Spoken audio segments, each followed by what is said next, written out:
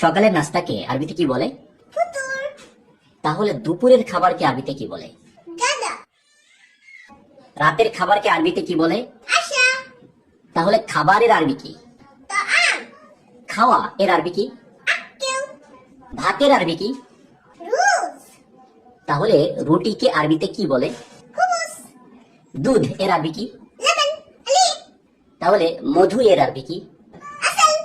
তাহলে গোশত এর আরবি কি? লাহাম। মাছের আরবি কি? সামাদ।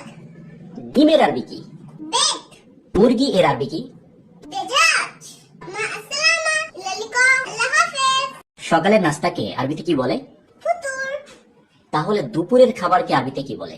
গাদা। রাতের খাবারকে আরবিতে কি বলে? আশা। তাহলে খাবারের আরবি কি? তাআম। খাওয়া এর আরবি কি? আক্কেল। ভাতের আরবি কি? রুজ। তাহলে রুটিকে আরবিতে কি বলে? খুবুস। দুধ এর আরবি কি? লবন। আলি। তাহলে মধু এর আরবি কি? আসল। তাহলে গোশত এর আরবি কি? লাহাম। মাছের আরবি কি? সামাদ। ডিমের আরবি কি? বেক। মুরগি এর আরবি কি?